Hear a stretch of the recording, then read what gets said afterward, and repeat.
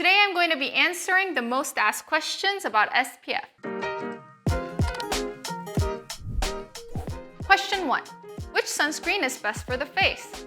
We can categorize sunscreen into 3 different categories and they all have different characteristics. So let's go find out which one works best for you.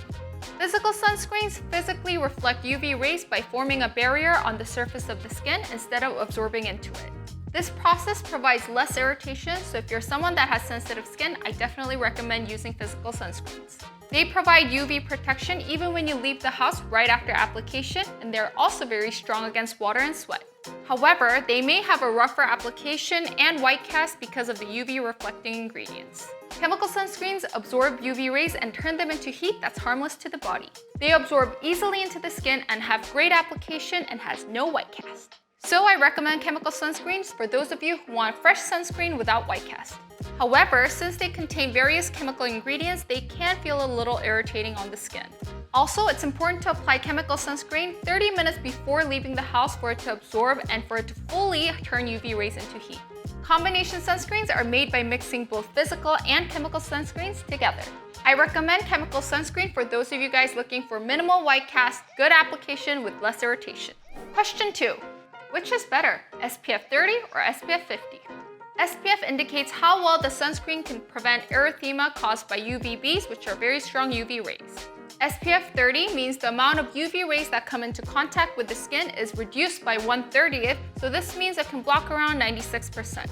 SPF 30 is good enough for daily use, but if you're doing outdoor activities such as hiking and swimming, I recommend using at least SPF 50.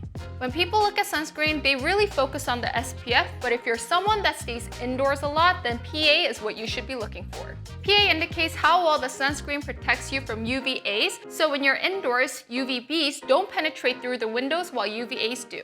UVA enters the dermal layer of the skin, which causes skin aging and melanin production. The PA is labeled with plus signs, so 1+ means it can protect up to 2 to 4 times more than when sunscreen is not used. Having 4 pluses means it can block up to 16 times more. So for simple outdoor activities, use a PA of at least PA++, and if you're going for a longer outdoor activity, then go for something with PA+++ or more. In addition to these labels that you can find on sunscreens, sometimes you can see labels that mention broad spectrum or PPD depending on country. If you want to know more about this, please watch this video. Question 3. How can I use sunscreen to effectively block UV rays? Have you ever heard about the thing where applying sunscreen is not enough? Well, I'll tell you how to properly use sunscreen.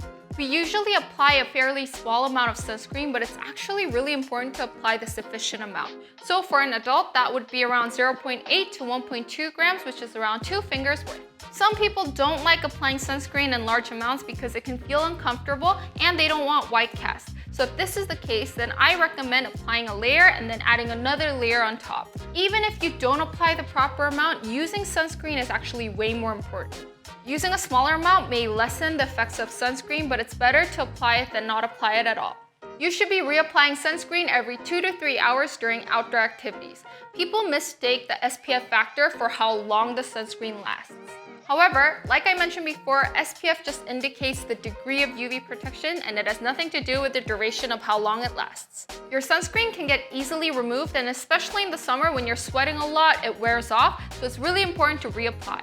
When using sunscreen, you need to check for its expiration date. So usually sunscreens are good for up to 2 years, but if you open it, the ingredients may change, so it's best to use it within a year.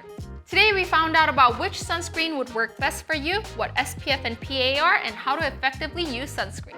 If you want to know more, then please check these videos out.